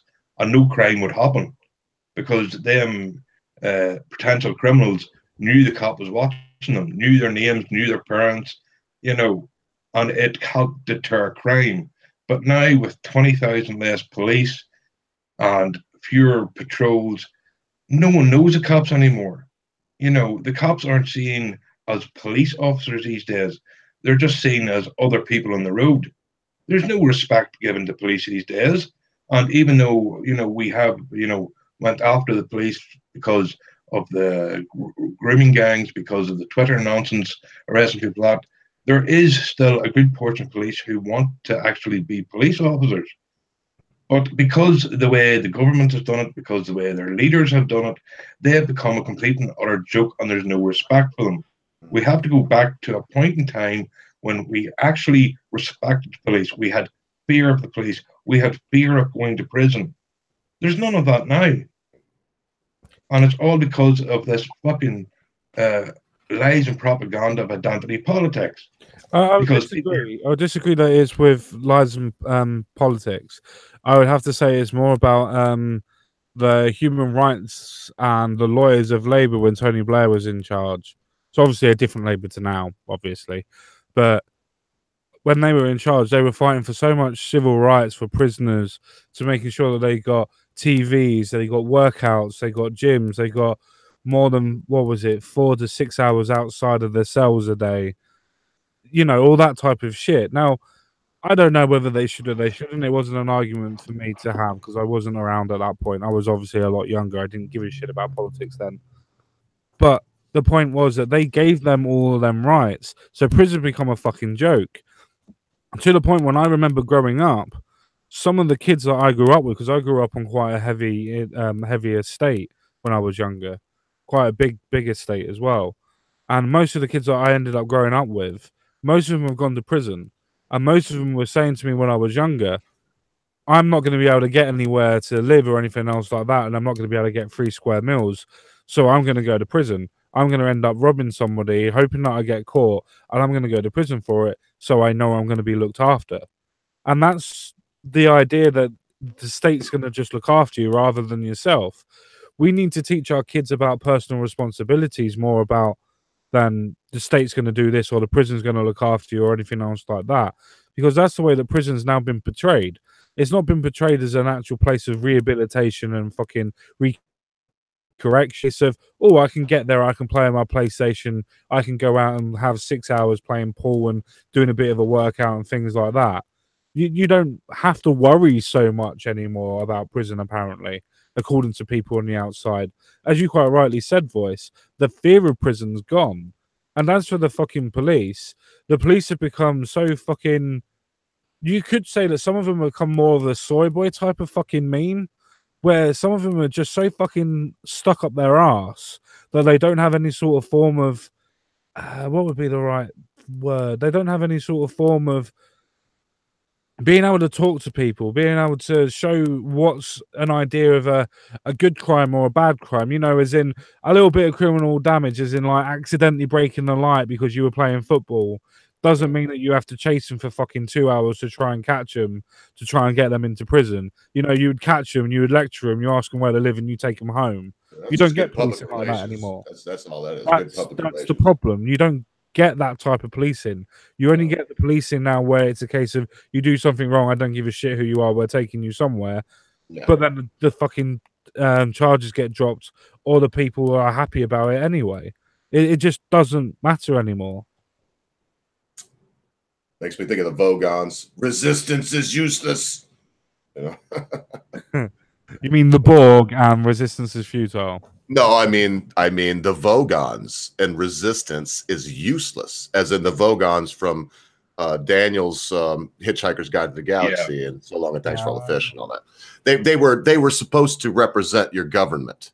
They really were. I mean, if you think about it, these yellow ships appear and they're gonna. I mean, Arthur Dent's place is gonna get tore down because it's in the way of an interchange or whatever, and now, well, the world's going to get blown up because it's in the way. And it's just that, you know, sometimes when, especially what you're talking about here, common sense, sometimes the cop has to take off the Bobby's pith and has to put on the hat of a psychologist, of a counselor, of a friend, because it's to protect and serve. I mean, Bobbies have been around so long, man. I believe almost as long as our country's been here. They play, it's getting lost. And all the public relation you're talking about, all that stuff, it seems to be gone. Now there's, as you said, a formula.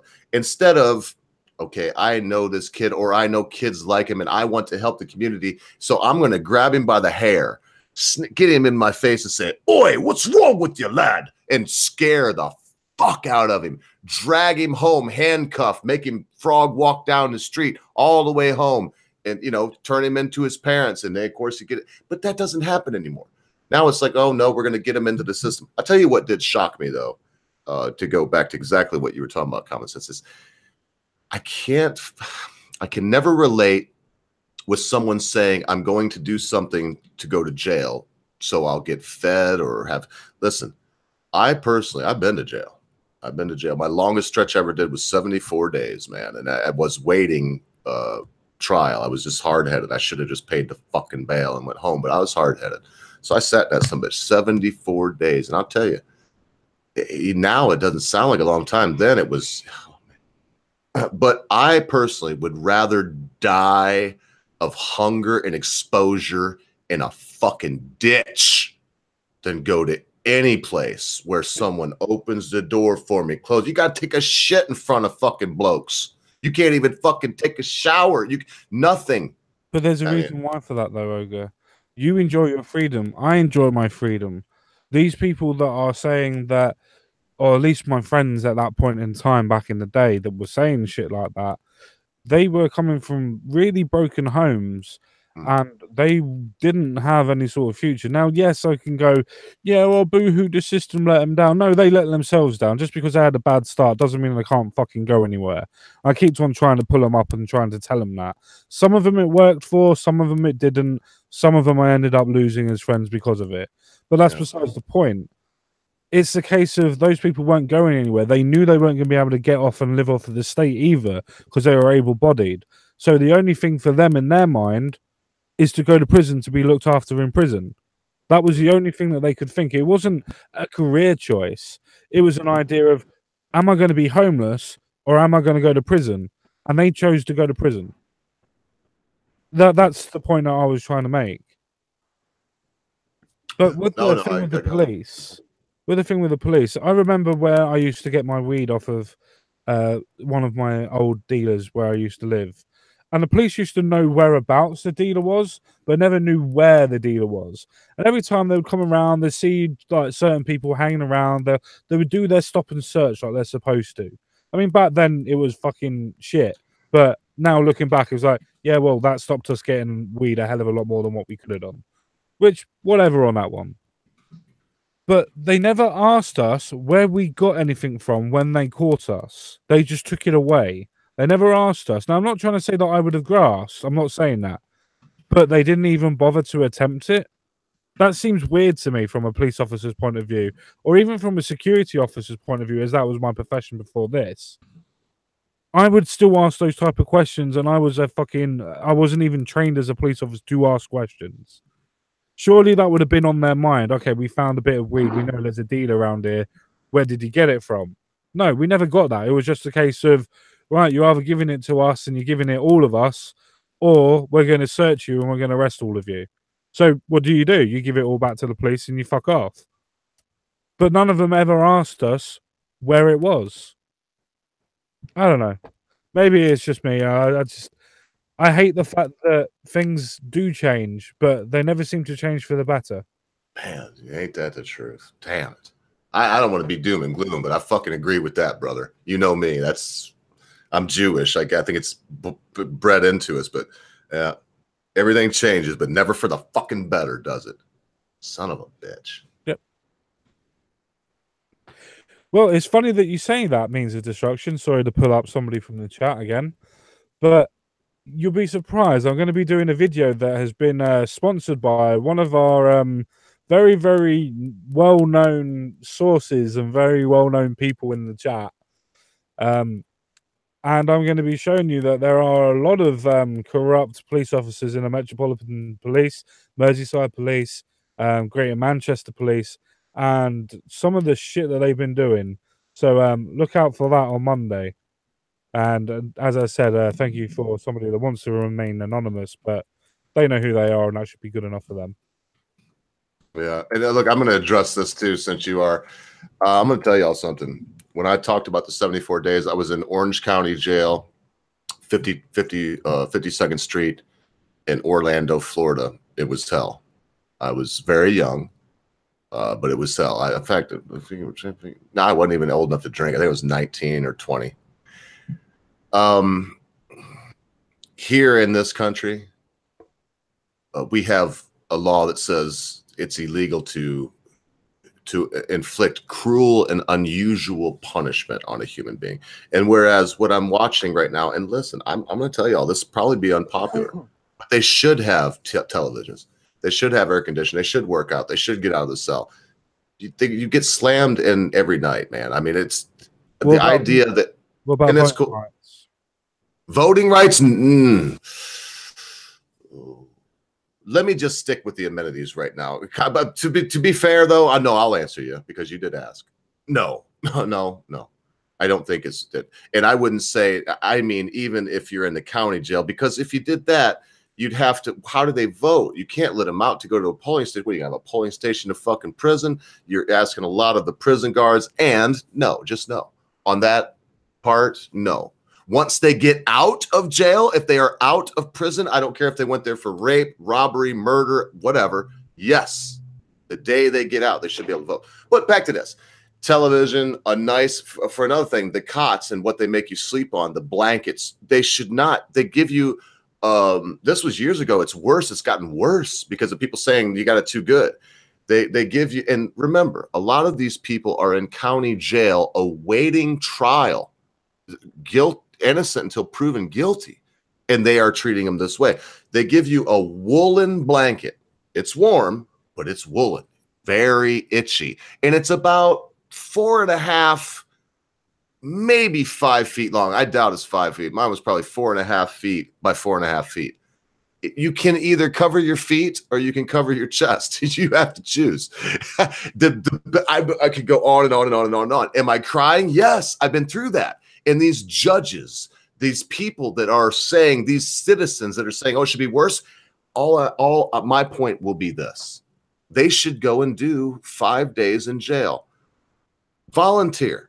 I doubt that any one of these folks would make it 5 days because they would go, this is ridiculous. This is so horrible. Another one more quick point.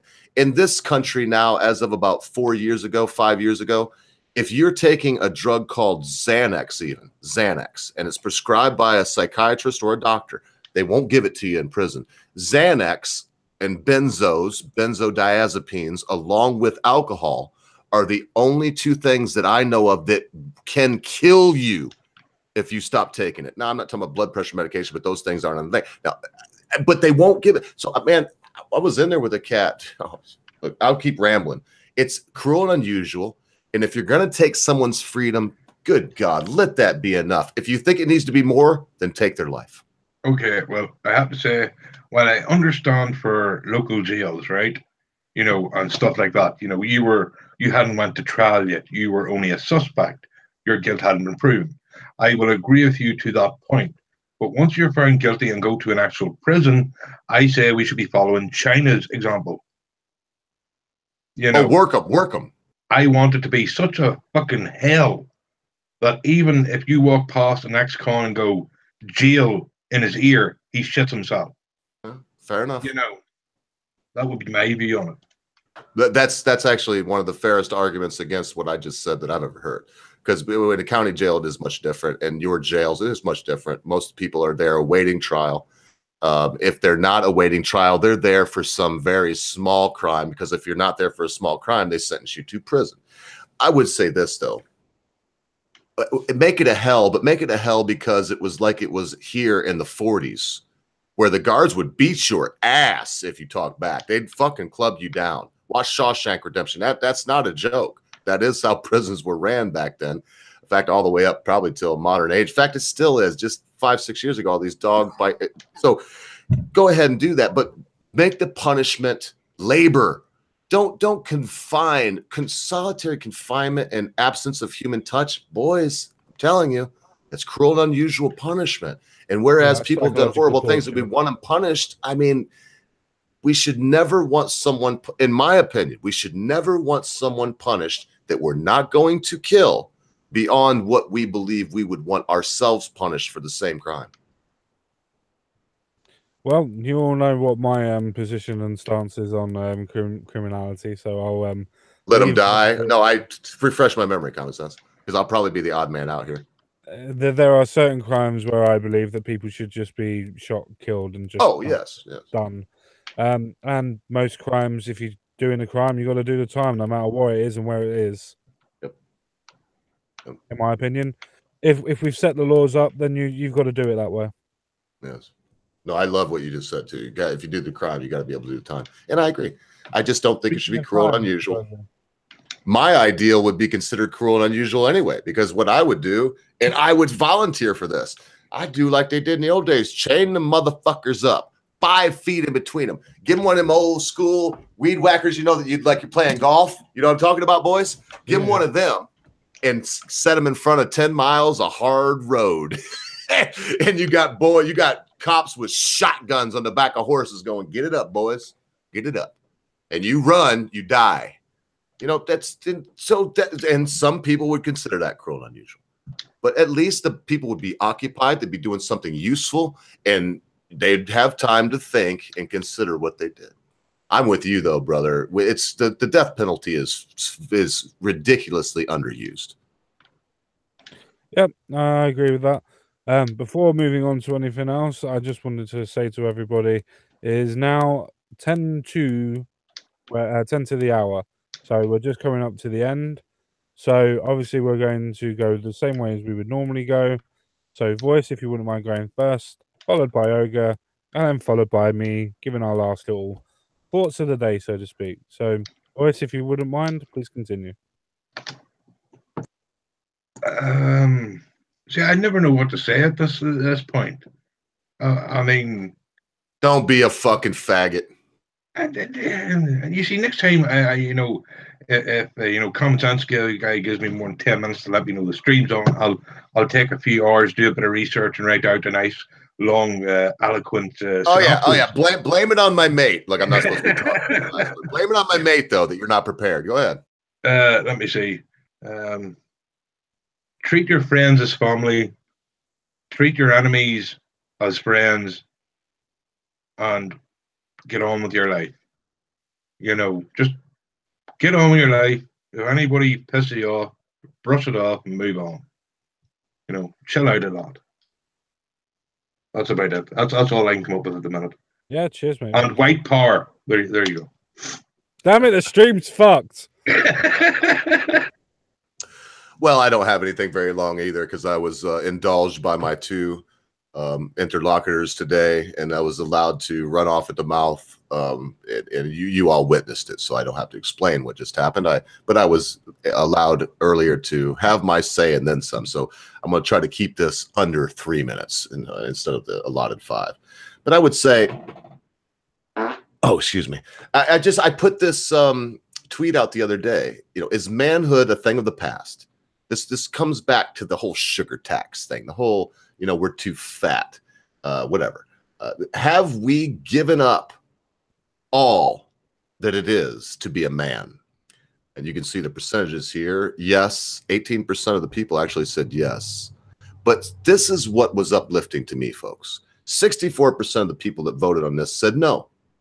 Manhood's not a thing of the past. Now, if I was able to vote on my own poll, I would have voted yes. Because I'm always that guy. I'm that Jew in the fucking room that sees the glass half empty and they're all coming to get us. And, we better not keep our money in the bank because they'll fucking steal that. And you better invest it in gold and silver because everything else can't be trusted. I'm a Jew. And so that's what I would have voted was yes, it's gone. But man, did this hearten me. Now, of course, the other two, most of the surveys that I do, the last two are just jokes. So there were also 18% that said death to Moby Dick. And no one said things change. So I'll wrap it up this way. I want to be part of the solution. I don't want to continue. And yes, I'm saying continue because in reflection, I am part of the problem. I need to lay off the Jew in me, and I need to tell him, listen, I am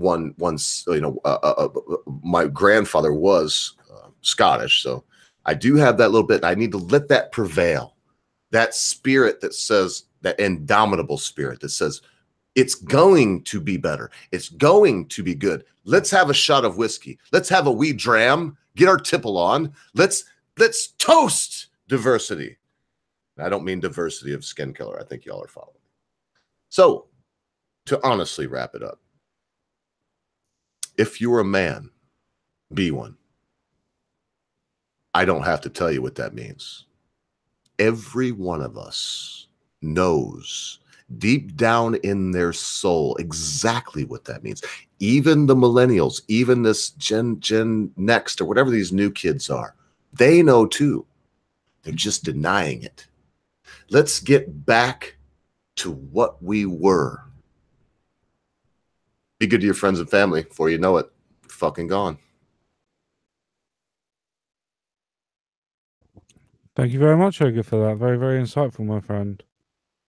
I suppose I can quite easily carry on with how everybody else is really carried on. But I'm going to start off with the fact that we've all talked about different points of views today, but the main thing that we've actually talked about is the fact that we're all old and we all prefer the olden times. We all prefer everything back when it was back in our day. So now you can tell how old we are and how much that we just want to kick the shit out of normal people and just go, back in my day, sonny. But apart from all of that being actually said and the comedic value that probably didn't actually achieve, we have to actually look at ourselves and realize that, yeah, some of the stuff that we did used to do back in the day, yeah, it was beneficial for us. Some of it was good. Yeah, let your kids out. Let your kids go out and eat some fucking dirt. Let them have a fucking immune system. Let them work out that running over on concrete is not particularly a good idea in shorts because it fucking hurts when you fall over. Let them know that throwing snowballs with stones in them fucking hurts when it hits you in the head. Let them work those type of things out. Let them hit people with conkers without fucking eye goggles on and fucking shit like that. These are the things that we have now started to let go. And everything now has progressed to the point where the police and the mayors are now telling us that we've got to look after ourselves and they've got control of an epidemic of murders. Then you might say, oh, you're extrapolating something that's well out of date there, well out of tune. And I'll say to you, not really, because you've now got the point of the PC that everything's come out and so on and so forth. But most importantly, you've got the fact that youth centres were taken away from the kids. You've then got the fact that schools are now taken away from the kids in some aspects. And no, I'm not trying to say that, oh, look at the kids, they've got nowhere to go. No, I'm not telling about the people that have got to fucking get on a bus and drive for 10 miles, 15 miles. Yeah, fair enough.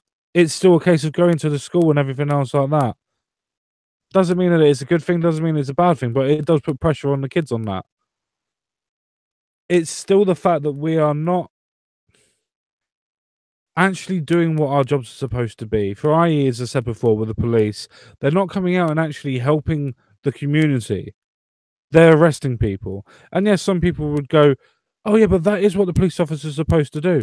No, it's not. They're there to serve and protect. They're not there to arrest. That's to do with numbers. That's to do with statistics. They're there to serve and protect. And to serve a community means to help the community.